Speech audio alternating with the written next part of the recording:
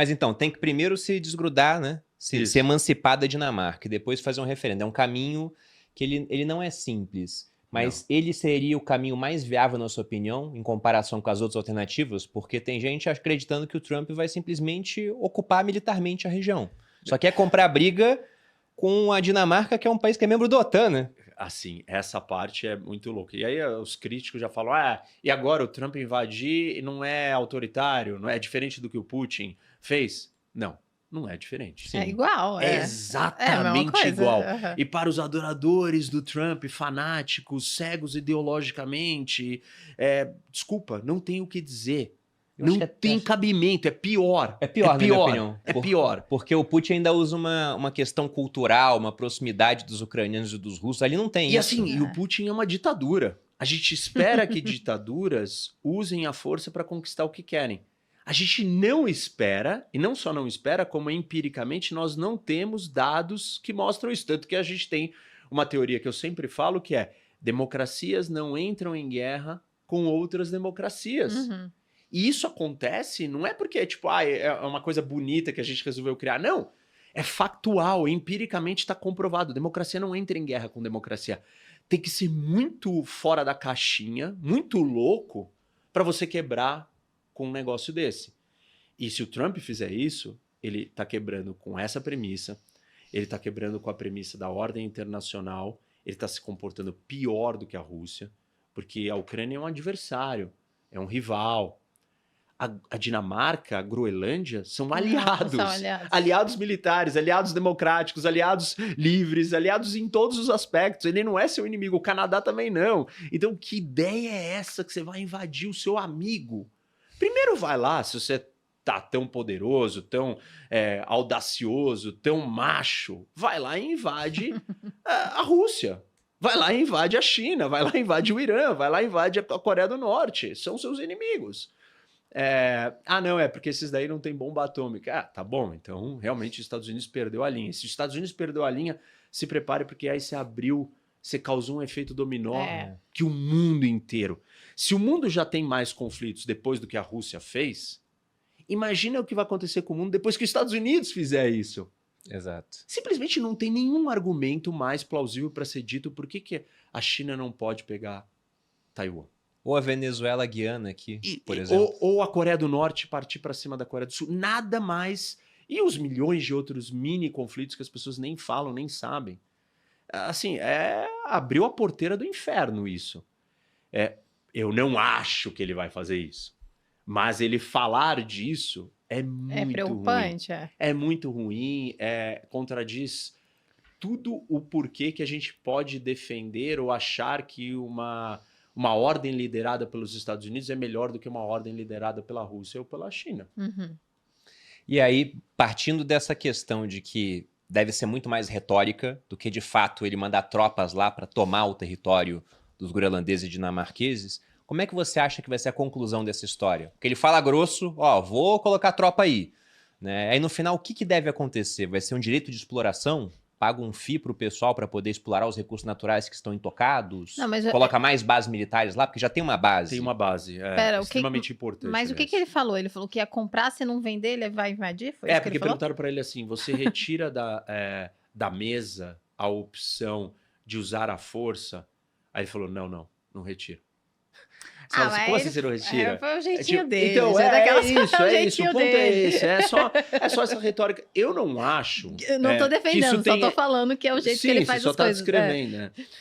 Eu não acho que tenha efeito nenhum sobre como os outros vão se comportar. Porque se os Estados Unidos virar e falar assim, olha, eu queria explorar isso daqui, dar dinheiro para vocês. Isso já é um incentivo suficiente. Uhum. Verdade. Eu queria construir mais uma base aqui e pagar para vocês, ou trazer gente para consumir, ou trazer infraestrutura. Isso também já é incentivo. Os Estados Unidos já tem uma base gigantesca, e é uma das bases mais importantes porque ela serve de alerta para o lançamento de armas nucleares russas, dada a localização estratégica. Os Estados Unidos pode transformar a Groenlândia num território. Ele não precisa ser... a quantidade de bases que os Estados Unidos têm no Japão, por exemplo, ele pode construir 30 bases, se ele quiser, na Groenlândia. E já é suficiente. Claro que o Trump, ele olha tudo sob a ótica do mundo privado. Então ele pensa num deal de imobiliário, de real estate. Eu tô comprando uma terra gigante que vai valer, sei lá, entendeu? A background ótica dele, dele né? é outra.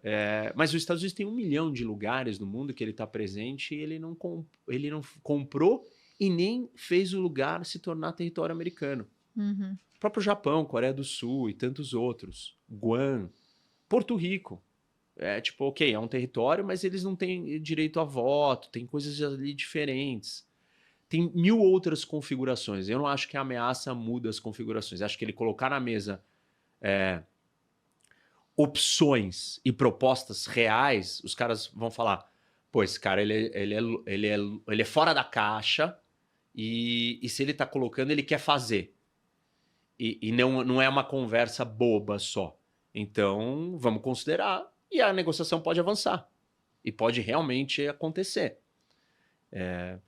Tem um outro ponto interessante, só para todo mundo se situar, que no Ártico não tem terra, né? É gelo. Então o que você tem? Você tem os territórios e você tem o direito dos mares que rege aquela região. E você tem a zona territorial e a zona econômica exclusiva. Então até 12 milhas do território é território daquele país. Dali para as próximas 200 milhas náuticas é zona econômica exclusiva. Então se você controla o território ali, você vai ter acesso à navegação, a coisas além do seu território que te colocam numa posição melhor para estar situado no surgimento de novas rotas de navegação da região. Então, tem muita coisa envolvida. Eu diria que o Ártico, ele é equivalente a essa história da Lua, do espaço cislunar. Porque é um lugar que a humanidade ainda não foi, os países não foram, não exploraram os recursos, não tem um frame, uma moldura legal estabelecida. Então é meio terra de ninguém. É a nova fronteira, né? Isso.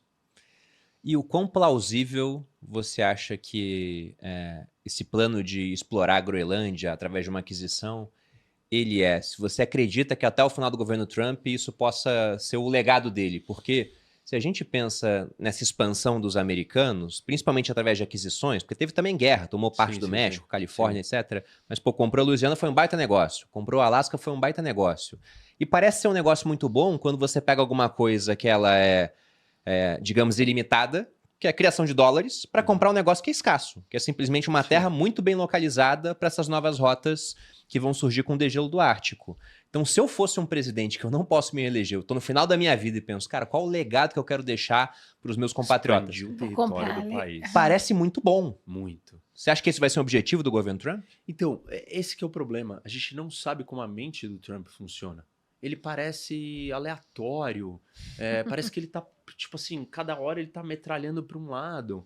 E você não sabe se ele vai dar continuidade a essa ideia. Porque hoje ele já não tá mais falando disso. Sim. Hoje ele tá falando do acordo do Hamas com Israel. Ele parou de falar desse assunto. A gente não sabe se ele vai passar 4 anos realmente focado nisso. Eu acho que se ele focar nisso e mostrar que é sério, que é uma vontade real, mandar gente séria, representante sério dele ali, eu acho que pode acontecer. E realmente, para a história, os países brigam por terra. O país não existe se não existir a terra. Porque o que nos faz brasileiro é que nós nascemos no Brasil. Pega a nação curda, por exemplo, não tem um território, não consegue ser um Curdos e país. palestinos, a discussão é sempre essa. Não tem território, não tem existência. Então, o ser humano ele precisa de terra. Tem uma briga imensa por terra. De repente, alguém está crescendo nesse nível, 2 milhões de quilômetros quadrados? Pô, isso é uma coisa assim de outro mundo, impensável.